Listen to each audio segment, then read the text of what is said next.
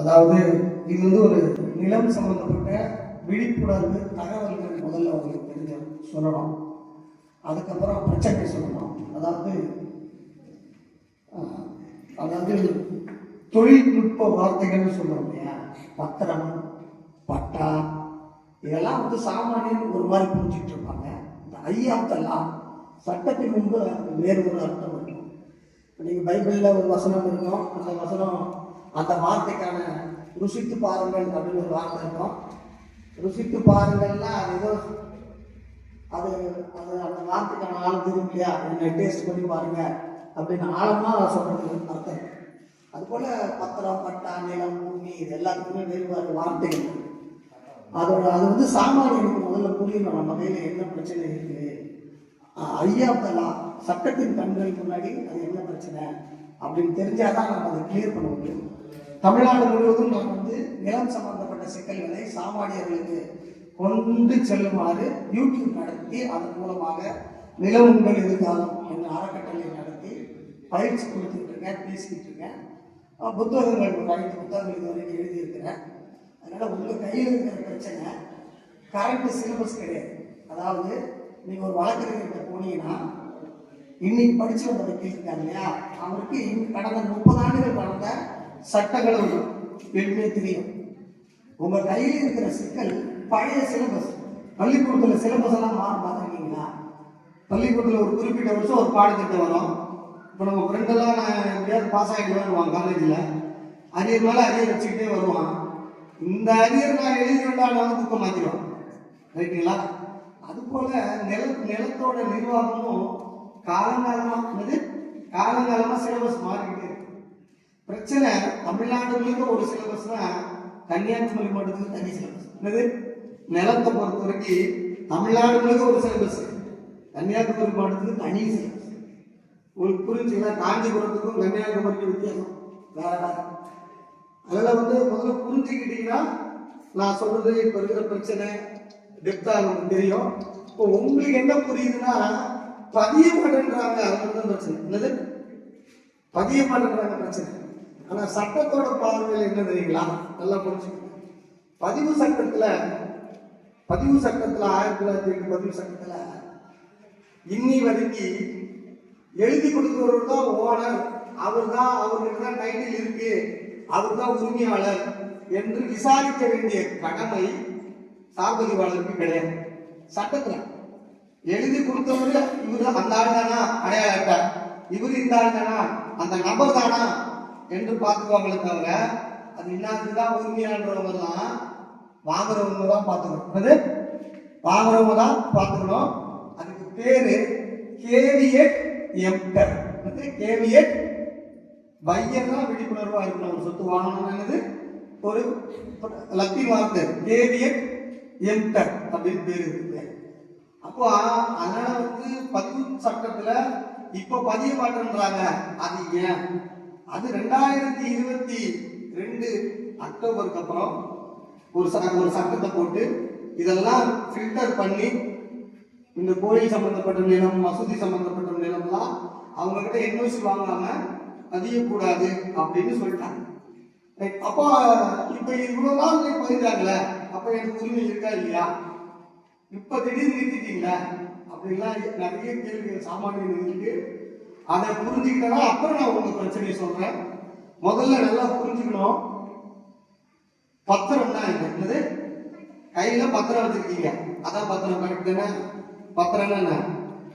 பத்திரம் என்பது சட்டத்துல நாம என்ன சொல்றோம்னா இன்ஸ்ட்ருமெண்ட் சொல்றோம். பத்திரம் என்னது? இன்ஸ்ட்ருமெண்ட் என்னன்னா இன்ஸ்ட்ருமெண்ட்னா கருவி. பத்திரம் என்னது? சட்டத்துல அதுக்கு இன்ஸ்ட்ருமெண்ட் பேரு, கருவி. இப்போ கருவினா எப்படி திட்டமிடலாம்? கருவி ஒரு கத்தி, ஒரு உரம் இருக்கு. இந்த உரம் ஒரு கருவி. இந்த உரம் ஒரு கருவி. இந்த கத்தியை கொண்டு போறதுக்கான கருவி. கத்தியை கொண்டு போறதுக்கான கருவி. உங்களோட உரிமை இருக்கு இல்லையா, இந்த உரிமை கண்ணுக்கு தெரிஞ்ச உரிமையா, கண்ணுக்கு தெரியாத உரிமையா? சொத்துல உரிமை இருக்கிறது கண்ணுக்கு தெரியுமா? ஐயா பொண்டாட்டின்ற உரிமை, புள்ளன்ற உரிமை எல்லாம் கண்ணுக்கு தெரியுமா? கண்ணுக்கு தெரியுமா? உணர முடியுமா? கண்ணுக்கு தெரியுமா? என்ன நல்லா தானே பேசுறீங்க, சர்ச்சில் ட்ரைனிங் கொடுத்து போறல பாருங்க. கண்ணுக்கு தெரிஞ்ச உரிமை நான் கேட்கறது, அம்மான்ற உரிமை, எங்க அம்மா நங்காம, அந்த உரிமை உங்களுக்கு கண்ணுக்கு தெரியுமா? தெரியாது. அது உணரதான் முடியும். கரெக்டா? சரிதானே நான் சொல்ல? உணரதானே முடியும். சூட்சுமமா தானே இருக்கு. அம்மா கண்ணுக்கு தெரியும். அம்மா கிட்ட இருக்கிற உரிமை கண்ணுக்கு தெரியாது. அது உணரத்தான் முடியும். புள்ள கண்ணுக்கு தெரியும். புள்ள கிட்ட இருக்கிற உரிமை, பாசம் கண்ணுல கண்ணுக்கு தெரியாது. உரிமை, இந்த சொத்து மேல உங்களுக்கு இருக்கிற உரிமை கண்ணுக்கு தெரியாத உரிமை, சூட்சுமமா இருக்கிறது, அருவமா இருக்கு, உருவம் இல்லாம இருக்கு. அத இந்த பத்திரத்துக்குள்ள வச்சு எழுதி இன்னொரு ஆள் கொடுக்குறாங்க. உங்களுக்கு புரியுதுங்களா? பத்திரத்துக்குள்ள அந்த உரிமையை உள்ள சும்மா அதுக்கு ஒரு காத்து மாதிரி வச்சுக்கோங்க. அப்படி அடக்கி இந்த 4 பத்திரத்துக்குள்ள வச்சு இந்த அவனுக்கு நான் எழுதி கொடுத்துருக்கேன். அந்த பத்திரத்தின்ற கருவிக்குள்ள அந்த உரிமையை வச்சு கொடுக்குறாங்க. புரிஞ்சுக்கலாமா? பத்திரம்னா இப்போ என்ன சொல்லுதுன்னா, பத்திரத்துல ப்ராப்பர்ட்டி டிரான்ஸ்பர் சட்டம், சொத்து பரிமாற்று உரிமை சட்டம் செக்ஷன் 5 பிரிவு 5 என்ன சொல்லுதுன்னா, உயிரோடு இருக்கிற ஒரு நபர் உயிரோடு இருக்கிற இன்னொரு நபருக்கு பிரதி பிரயோஜனம் பெற்றுக்கொண்டு எழுதி கொடுக்கும் பொழுது அது அந்தந்த கால சட்டத்திற்கு உட்பட்டு இருக்க வேண்டும். அப்பதான் அந்த பத்திரம் செல்லும். என்ன சொல்லு? அந்தந்த கால சட்டத்திற்கு உட்பட்டு இருக்க வேண்டும் சொல்லுங்க. நீங்க வரீங்களா? நீங்க வெளியுங்களா? வெளியே சும்மா நீங்க உங்களை எதுவுமே பேசணுமா? நீங்க இப்போ இவர் உயிருடன் இருக்கும் ஒரு நபர் பிரதி பிரயோஜனம் பெற்றுக்கொண்டு, தண்ணி பாட்டில் இருக்கா? தண்ணி பாட்டில் இருக்கா? வாட்டர் பாட்டில் இருக்கா? கொடுத்து இப்போ இது வாட்டர் பாட்டில் கரெக்டா? இது ஒரு சொத்து.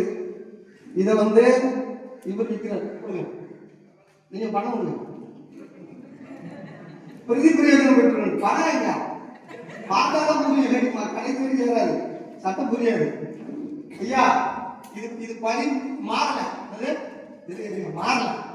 இந்த டைம் இருக்குல்ல, இந்த டைம் நீங்க சொத்து வாங்கும்போது ஒரு டைம் இருக்குமா இல்லையா? பணம் முழுசா கொடுக்கல, எழுதி அந்த டைம் இருக்குல்ல. இந்த நேரத்தில் இந்த நாட்டுல என்னெல்லாம் சட்டம் சுத்திட்டு இருக்கோம் நீங்க இப்போ என்னெல்லாம் சட்டம் கண்ணுக்கு தெரியாம சுத்து தெரியுங்களா? டிடிசிபி அப்ரூவ் வாங்கினா பத்திரம் செல்லாது. டிடிசிபி சட்டம் சுத்துது. வாரிசு உரிமை சட்டம், ஒரு வாரிசு விட்டுட்டு கையெழுத்து போடக்கூடாது. இந்து வாரிசு உரிமை சட்டம், முஸ்லீம் வாரிசு உரிமை சட்டம், வாரிசுகள் எல்லாருக்கும் பங்கு இருக்கு, அந்த சட்டம் சுத்துது. மைனர் சொத்து விற்க கூடாது. இப்போ இவர் மைனர், இவரோட இன்னொரு மைனர் சொத்து சேர்த்து எழுதி கொடுக்குறாரு, அந்த சட்டம் இங்க சுத்துது. பேங்க்ல அடமானத்தில் இருக்கு சர்பாசி சட்டம், ரைட்டுங்களா? நில உச்சவரம்புல இருக்கு, சீலிங்ல இருக்கு, கோயில் சொத்து இருக்குது, மத நிறுவனங்கள் சொத்து இருக்குது. இதெல்லாம் இப்ப கண்ணுக்கு தெரியாம இந்த நாட்டுல சுத்திக்கிட்டு இருக்கு. சட்டம் என்ன சொல்லுதுன்னா, அந்த பார்ப்பா நீங்க ஒருத்தர்கிட்ட இருந்து பணம் கொடுத்து சொத்தை வாங்கினாலும் சொத்தை விட்டாலும் பத்திரம் போடுறீங்கல்ல, அந்த பணம் மாறுற டைம்ல இங்க என்னெல்லாம் சட்டம் இருக்கோ அந்த சட்டத்திற்கு கட்டுப்பட்டு இது நடந்தாதான் இந்த பத்திரம் செல்லும். புரியுதுங்களா அம்மா? புரியுதுங்களா? வெறும் பத்திரம் போட்டுலே செல்லும்ல. இப்போ எழுதி கொடுக்குறவங்க அண்ணனுக்கு மேல தம்பி வந்து எழுதி கொடுக்குறாரு, ஆள் மாறாட்டம். இவருக்கு பதிலா இவர் ஆள் மாறி வராது, கையெழுத்து போடுறாருன்னா ஐபிசி சட்டத்துல செல்லாது. ஆள் மாறாட்டம் மோசடி. உங்களுக்கு புரியுதுங்களா? ஆனா என்னன்னா இதெல்லாம் கண்ணுக்கு தெரியாம இப்ப பத்திரம் முட்டை கோழி வைக்கும்போது கூழ் முட்டை வச்சிருமா? கூமுட்டை வச்சிருக்க பாத்துக்கீங்களா? முட்டை பொறிக்கும் போது சில கூமுட்டை ஆயிடுமா? அதே போல பத்திரம் பொறிக்கும் போது பல பத்திரம் பூ பத்திரம் என்ன பத்திரம் தப்பா பொறிச்சிடும். உங்களுக்கு புரிஞ்சுங்களா? ஆனா ஒரு பத்திரம் நல்ல பத்திரம், சொத்துள்ள பத்திரம், சொத்து இல்லாத பத்திரம். இப்போ பணம் கொடுத்தாச்சு, இந்த மாதிரி கற்பனை வச்சுக்க, நீ பணம் நீ கையில் வச்சு, இப்போ பொருள் உங்ககிட்ட வந்துருச்சு, ரைட்டுங்களா? பணம் வாங்கிட்டீங்க. இப்போ இது என்னது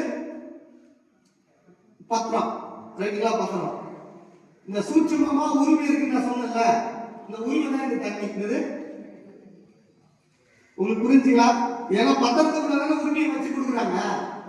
நிறைய பேர் என்ன நினைக்கிறாங்கன்னா, காலி பாட்டில வாங்கிட்டு என் சொத்து இல்லை, சொத்து இருக்குது, உரிமை இருக்குது, உரிமை இருக்குன்னு. உங்களுக்கு புரியுதுங்களா? இப்ப நீங்க காலி வாட்டர் பாட்டில் என்ன சொல்றீங்க? எம்டி வாட்டர் பாட்டில் சொல்றதே கிடையாது. அந்த வாட்டர் பாட்டில் என்னன்றீங்க. தண்ணி இல்லாத வாட்டர் பாட்டில் என்ன சொல்றீங்க? தண்ணியே இல்லைனாலும் இது என்ன சொல்றீங்க தெரியுமா? பாட்டில் ஆ? பாட்டில் பாட்டில் தண்ணி பாட்டில் என்னன்றீங்க? தண்ணி இல்ல.